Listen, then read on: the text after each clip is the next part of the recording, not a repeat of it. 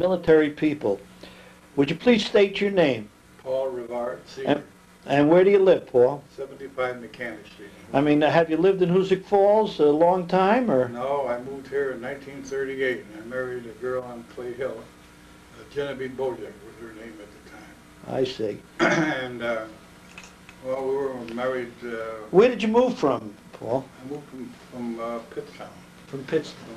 From Troy to Pittstown. I see. I was educated in Troy in Canada. All right. So you moved here in 38, and what did you do then? Well, I went to work in the specialty. They had a union in there at the time, and I made more money there than I ever did in my life. $22.27 a week. It was a lot of money. Yeah, those days, sure. That's when a dollar was a dollar. Yeah. But today, you don't even stop to pick up a dollar if it's on the sidewalk, you know what I mean? All right, so you went to work for specialty, and how long did you work there? I worked there until the time I went into service, which is in March 1944. All right. I went into service then. And I went in the Navy, pardon me. I went in the Navy and I went from there to Sampson, New York. I think we were there something about 5 weeks, and then we went right to Brooklyn Navy Yard. And I was put on, I'd never seen a big ship in all my life, and I was put on the USS Missouri. And all of a sudden they interviewed different people and stuff like that. And they told me I was going to be the right gun on turret 2, which is a 16-inch gun. And believe it or not, at that time, one of my jobs was to be dragged through the gun, you know, on my stomach, and then back through on my head, on my back, you know what I mean? Looking for cracks in the rifling and stuff like that. I see. Well, believe it or not, people didn't know it at the time, but every time you shoot a 16-inch gun, the lining comes out a little bit further, you know. I'll never forget, we had a chief there, and I said, well, how the heck are we going to cut that darn thing off? He said, well, I didn't know it at the time, but we had a milling machine that took it right off, you know. He said, we get a hacksaw, we cut it off. You didn't go to gunning school then? You just went right on the... I went right from boot camp right into... I see. Right into... Because a lot of guys I've interviewed, they went to gunner school before they got a... I didn't know anything about a gun or anything else, but I learned awful fast. In other words, I had a very good crew. A Polish lad by the name of Maraska was my rammer man, and a fellow named Vogel, he was my elevator man, you know what I mean? And there's only 2 guys in the turret, 2 people in the turret. But I often think about it. Well, we could load and fire an 16-inch gun in 18 seconds. It's unbelievable. When I stop to think about it now, it takes me 8 and 10 to turn around, you know what I mean? Yeah, sure. But what we done when we shot the gun, it was elevated, of course. The front of the gun was elevated. And the rear of the gun, that was down in the pit. So the minute that gun went off, I jumped down, I rode the gun back, I got what they call a bore clear, in other words, high pressure air, blew out the flames in the gun. I raised my hand up, and the Polish lad here, Maraska, he would take him. The shell was already, the projectile was already in the gun, you know what I mean? And I would give him the signal by just waving my hand. He would ram that thing in there, banging, and we would put my hands forward, and the elevator man would take him through the ammunition, by the way, it was six bags. They weighed 110 pounds apiece. And then days I could take 110 pounds and shove it like crazy with it. You did all that in 18 seconds? All that in 18 seconds. Wonderful. All right, so now you're on the Missouri. You got on the Missouri out of boot camp, and where did you sail? I mean, you sailed out of Brooklyn? Oh, yes, we went out. Because it says in there, that thing there, that it was commissioned in '44 at the Brooklyn Navy Yard. Right. I went right to there, and we went from there to Trinidad on the shakedown cruise. I see. That's where I first learned how to fire the gun, you know what I mean? I see. And the chief by the name of E2, who was in the Navy for 20-some-odd years at that time, he knew all about 16-inch guns, so I gained an awful lot of knowledge from him. You know, it was really, really good. Then part of, I was in what they call a second division, which tells you about the second turret too, you know what I mean, the Yeah. second division. It was 130 men in a division. And we had, it took, well, there's different elevations, you know what I mean, each turret, you know, is a big round thing. Yeah. Oh, it's about maybe 100 feet in diameter. Then there's a shell deck, and then down at the bottom is the ammunition deck. I So we see. went from there. You went from Trinidad now. Went to Trinidad. And After the shakedown crew, you... went to shakedown cruise and everything else, and we came back home. And they were great. I mean, they gave us 4 or 5 days off. And I'll never forget that time as long as I live. At that time, the train came here to Hoosick Falls. And I was in the Brooklyn Navy Yard, and I'll never forget it.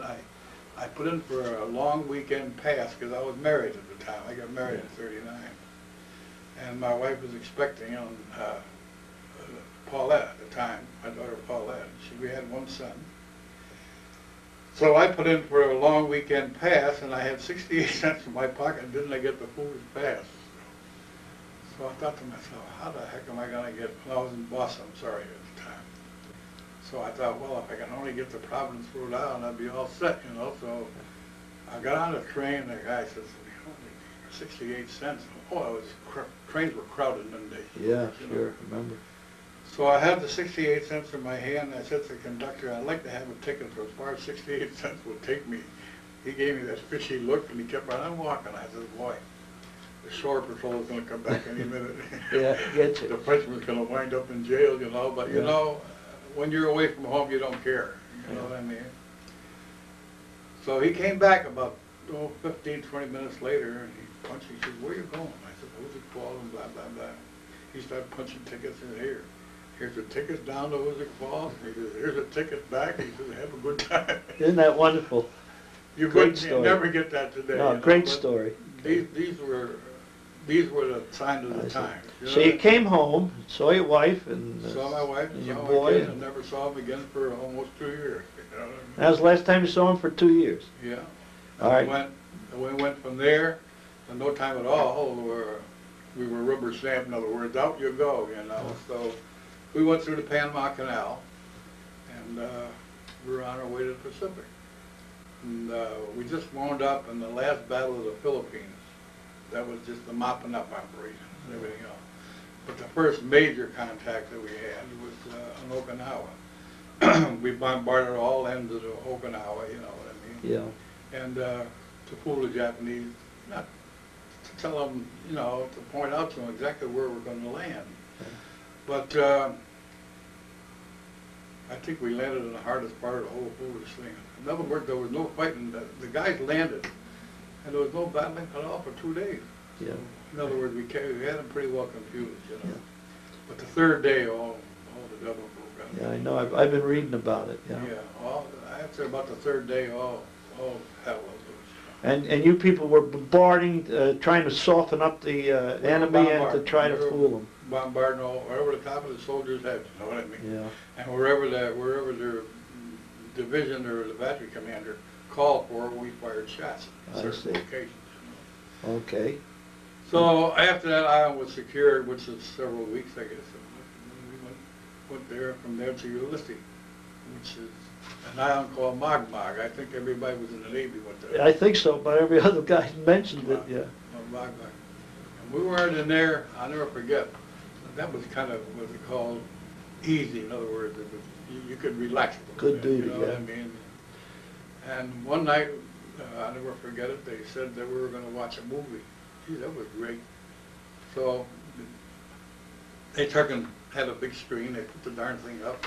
The movie just started, and all of a sudden there was a big explosion. Yeah, you would not believe, but an ammunition ship not too far away from it blew up, and that was the end of our movie. You know? Yeah, I guess so. But Was it hit by a everybody- sub or just to blow up on itself? no, it was an ammunition ship, and it blew up by itself. I I don't know. Some sort of carelessness on board, I guess. What caused it to do? But that was the end of the movie. Yeah, I guess so. But we had movies at sea quite a lot. I quite see. a And lot. then, so here you are in this island, and was it getting near the end of the war? No, no, no. We went from there. We got loaded up and everything else. And our next, we went out and we were decoying. In other words, we were fast. In other words, we went with like a couple of destroyers and a heavy cruiser. you know what I mean? Yeah. And I remember all the time there's all kinds of aerial attacks, you know, the Japanese suicide planes, you know what I mean? And they were quite common. From what I understand as time went on, you know what I mean? At the time they were just a Japanese plane or enemy plane, you know, whatever you want to call them. And so down they came, you know what I mean? And those guys didn't even know how to fly, you know what I mean? They were like picking chicken feathers off a chicken, you know what I mean? But there we went from there to Iwo Jima. Oh. And we covered the landing there. I see. We had 5 men in that landing in Iwo Jima from Hoosick. Yeah, Art, I know Art, one of them, Art. Yeah, we've interviewed, and so I know there were 5 on that I island. knew Art real well. So you were in the bombardment of Iwo Jima? Oh, yeah. Great. We covered the landing. We covered the landing, and actually we started bombarding it for maybe a couple of weeks before the landing. That was a normal cycle, you know what I mean? Right. Of course, that was the Japs were entrenched in the caves, you know what I mean? Right. And they never fired a shot back. So gee whiz, there was 5 battleships, I think it was, cruisers and everything else, and we threw everything at them. But they never fired a shot back. They didn't want to give their positions away. But the first wave of, we really bombarded them when they landed. And we were about 500-600 yards away, you know what I mean? You could see pretty good. Halsey was on board at the time, and he had his idea. He'd run the thing up until we went aground, you know what I mean? Yeah. He It was his flagship, the Missouri. He was his flagship at the time, right? Yeah. So, anyhow, the first wave went in, and they got almost on shore. Indeed, they wiped a whole bunch of them out. Yeah. You know what I mean? But anyhow, from there, we prepared to land in Japan. And this is what gets me. I looked, and how many books I've looked into, and I can't find where we got credit for it, you know. But there was HMS King George, and there was the Iowa, the Wisconsin, and there was ourselves, and there was the 5th battle wagon. I can't remember where it was. But we went up and down the Japanese coastline, and we bombarded. Yeah, it says that in that write-up that I picked up off the internet. I didn't even. It says that in there that you bombed Japan. We bombarded Japan for 2 or 3 weeks, and the bullets were on their way, you know, to land in Japan. Yeah. Well, one of the situations was to go ahead and bombard all over the place, so they wouldn't know where you landed, you know. Yeah. You may send 2 ships over here today and go down the coast about 300 miles and blow the living snot right out of them, and then go back up, and 2 or 3 nights later you do the same thing. I see. But that was that's the way they do things. But you're talking about Halsey. I'll never forget when I was way up in the bow of the ship, which is right up here. Well, hold it so I can get a picture of the ship there that we got off the internet there, and I can zoom right into it. All right. Now let me. All right, right there, perfect. Okay, see this section here? That number 20 millimeter gun there. And the Marines were assigned to that gun. And just below that, right about in here, is where our 2nd Division quarters were. In other words, this was a sail locker, what they call a sail locker, where they kept the anchors and ropes and everything like that. But the anchors, I'll tell you a little history about that. Each link of the chain weighed 110 pounds on the ship. I see. And when they let down the hook, in other words, which is the anchor, boy, I'm telling you, the smoke would fly like you would not believe, you know. But right here is the gun I was on, right gun turret 2, right there. Yeah, bring it down again, please. There you go. Right gun. And just below that, by 15 feet or so, was where the piece was signed. I see. Now All right, let me. I'm going to take back now, and so we get you. All right, so now you were bombarding Japan. About atomic bomb. I mean, where were you when they dropped the atomic bomb? All of a sudden, we were informed to pull out. I see.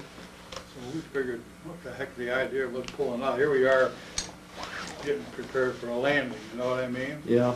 So we pulled out maybe 300-400 miles. I couldn't tell you. Yeah. But I know we sailed out maybe overnight and the following day. And all of a sudden, they said to us, they dropped an atomic bomb. What do I know about the atomic Yeah, bomb? nobody knew. It was a big And a secret. bomb was a bomb, right? Yeah, right. So they said, yeah, the atomic bomb, what the heck is that? And everything else. But anyhow, I'm getting a little bit ahead of my story. Not ahead of my story, but at the same time, about, maybe 2 or 3 days later, I'm going down to Chow. And this guy come out of the Radio Shack. He was all excited. He was nervous. He jumped right up and down. He said, the war is over. This is the first inkling that I ever had. Now, this was a communication from Washington to the ship, to Halsey and all that kind of stuff. I said to him, I said, you're kidding. And he gave me the paper, and he took right off. And I had that paper up until about, 15 years ago. I had a small fire at the house. Oh, that's too bad. That's And a the historic thing- document. The thing got wet and everything else. You Yeah. know what happens to wet paper. Yeah, right. That I had that for a long, long time. I never told nobody. You know what I mean? Yeah. My wife knew it, and like that. Even the kids didn't know it. You know, my wife knew it, and like Teddy knew it. My brother-in-law, he was on the ship and all that. I mean, he was on the Guam at the time. We operated together quite a lot. So, in other words, so now the war was over. The war was over. All right. Then you found out what? I mean, because So then I said, I can't believe, it can't be. And all of a sudden, Halsey was on board, you know. All of a sudden, we call him the bull. He blew into the speaker, you know what I mean? He said, boy, he said, the war is over, and we are going to be witness to the greatest event in history. I'm talking about, he said, we're going into Tokyo Bay, or we're going to have them sign the peace. He says, it may take a day or so to get things straight, so we just floated around and took time. Still didn't know what they're talking about. So, we didn't trust nobody. It doesn't pay to trust anybody at that particular time. You know what I mean? sure. So they said to me, Rivard, you're going to load the right gun in turret 2. I said, yeah, okay, so we'll load the right gun in turret 2. So we loaded the gun, and we put it on automatic, what they call automatic. It follows the target, you know what I mean? I still don't know what's going on. So we went in Tokyo Bay, and we dropped the hook. In other words, we're in a situation where we could get out if we had to in a hurry. I'm telling you something, it was really something to remember, you know what I mean? So we're in Tokyo Bay there, and all of a sudden the Jap destroyer comes out, a whole 4-piper, which means it had a 4 stack. Yeah. It was a coal burner, and you could see it for 100 miles, you know what I mean? Tokyo Bay is a big bay, you know what I mean? And he came on, and this fellow I'll tell you about, a fellow by the name of Ichu, not Ichu, but he went on to be star in High Chaparral. The father. Erickson. Leif Erickson, that's Yeah. right. He said to me, you know what? He said, I've been assigned to take pictures from here. I said, gee, that's good, you know? And I had my right gun loaded, and Chief E2 had a finger device. All you had to do was push the finger, and that 16 is going to go off. Goodbye tin can and everything. Yeah. And he said to me, I'll never forget it, he said to me, Rivard, this is our chance to start World War III. No, listen home, you know. Yeah. So they signed the peace and all that, and I stood right there and I looked down and I watched the whole thing. Nobody was allowed up there at all because of the fact that the gun was loaded.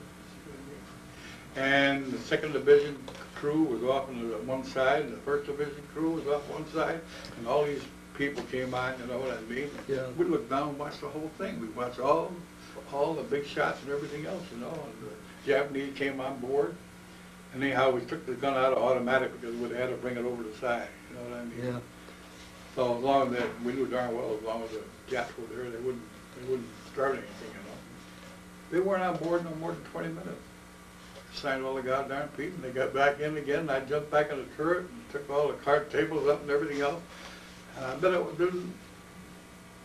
wasn't an hour later. He says, fellas, we're heading home.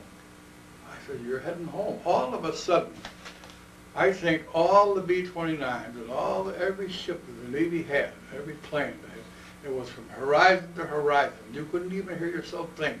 They went over and showed the Japs that we had We had plenty of ammunition. We didn't I see have- they put on a show. I mean, they Oh. flew over Oh. Japan, over Tokyo. over Tokyo Bay as part, and the ground, everything just shook. There were so many of them, and they were up maybe, I would say no more than 500 feet. I'm just guessing that, Yeah. you know what I mean? But then they passed the word that we were going home. And I'll never forget that as long as I live. We turned the ship around and pulled the hook up, and then we heard whoop, whoop, whoop, which is us. In other words, the ship's under sail, you know what I Yeah. mean? We waved goodbye to everybody. And then we went to, we're heading towards Okinawa. And we got into the biggest storm that was ever recorded in Naval history. We lost our anchor, we lost one anchor, and we lost an awful lot of ammunition and everything else is floating all around, you know what I mean? Yeah. But all the way down, we didn't make no headway for 2 or 3 days. It was really a bad storm. Quite a few fellas have spoken about that storm. It Yeah. must have hit quite a few people. Oh, gee, that was really a dandy storm. And you were a big ship, so I mean. Yeah, you were- but what happens when a lot of people don't realize when this big ship goes nose down, the rear end comes up and the propellers go yeah. shakes the whole ship. You know what I I mean? see. But So you went through the storm, we went through the storm. and you went to Pearl Harbor. Is that where they were heading for? And No, we went to Pearl Harbor. Yeah, and I still don't remember where, but I think we went from there to Norfolk, Virginia. I see. And they put us in dry dock, and we got a brand new paint job for show purpose. Yeah. We look kind of sad. Yeah, you've been through a lot. So then we pulled into New York City, and I had passes for my wife to get on board and everything else. I said, "The heck with the passes, I'm going home." That was it. So that was. Then you were back home in Hoosick Falls. I came back home to Hoosick Falls, and I've been here ever since. Okay, and what did you do after you got home? You were married, you had 2 children then. Yeah, I had 2 children by then. One of them I had never seen before. Yeah. Paulette, that was Paulette. Then Clarence Myers. I met Clarence. I knew him for years and years and years. Oh, before we get into that, there were 3 other people on the boat from Hoosick Falls on the Yes. Missouri. Would you name them, please? There was John Norton, who's deceased now. And what was John's job? Do you know? John, I think he was in the 5th Division. In other words, he was on the 5-inch mounts. All right, You know and what I then, mean? all right, Then there was Billy Reinford, Yeah. who was also in the 2nd Division with me. I see. And there was Bill Burns, who was in the Quartermaster Corps. In other words, he was up on the bridge. He had a Okay. good job. He wasn't what they call gunnery. Yeah. 90% of the people in the ship are in gunnery, you know Yeah. what I mean? I hope to get him when he comes back from Florida, maybe. Didn't he go to Florida? Is that the Bill Burns? There's so many Bill Burns, I don't know which one. Yeah.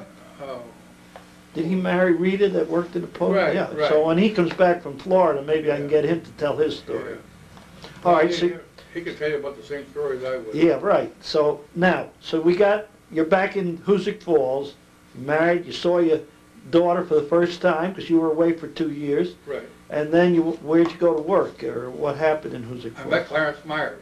Yeah, Clarence Myers was just talking about going into business. And of course, the specialty at the time was going down and everything else. And I was always interested in carpentry. So he said, "Boy, what do you say? I'm going to go in the carpenter business. He said, you want to go with me? Not as a partner, but just to go with me." I said, "Okay." So this was in 1946, you know, because the specialty closed down, I think, in 1946. I've been a carpenter ever since. I see, and you worked as a carpenter and brought up your family, so did you have any more children than Oh the yeah, 2? we had two other. So you have 4 girls. children. Yeah, we had 3 girls and a boy. I see, and do they live in town, or? The boy's in Petersburg. He's a contractor. I see. He's been in business now for several years. He's done carpenter work all his life too. He started out with me. I see. You know what I mean? But like Sure. everybody else, he just goes on and on and on, you know? And- And the girls, my daughter Anne Marie, which is the youngest of the children, she works in the Mary McCullen Hospital. She's got Yeah, I know she her. got a title all that long. Yeah, I know her. I know her. I You know talked to Anne her. Marie? Yeah, sure. Then I had my second daughter, Patsy. She worked in the emergency room for 32 years. Where? The Mary Mary McCullen? McCullen, yeah. I see. And then my oldest daughter, Paulette, she never worked in a hospital for so she works at the Family Health Center up here quite a lot, and she works in that other health center quite a lot. Oh. They're all in medical, I guess. I see, good, that's wonderful, and you can see them because they Oh, live yeah, I around, see 'em so every day, yeah. you got a good family setup there. Yeah. All right, is there anything else you want to say about Hoosick Falls or the service or anything else before No, we? but I did bring, and I don't know whether I lost them out of the truck or what, but I went done some shopping before I came here, where I brought some pictures of 1952, when we took had the 125th anniversary celebration. Oh, it's too bad you lost it. I don't know if I lost it or if I left them home. Okay, but You that's. know what I mean? Yeah, all right. I'll bring them down to you. But I am looking for that one picture. I wrote a letter to Jim Brand, who was the editor of the Standard Press Yeah, at the right. time, and I wrote him a letter all about what I'm telling you. Oh, that'd be great if we could get a hold of that. I'd love to have it and put it in our a booklet. Yeah, Yeah. but I'd like to be able to find that. And we thank you very much. It was an interesting story. It was You're well welcome. told, and we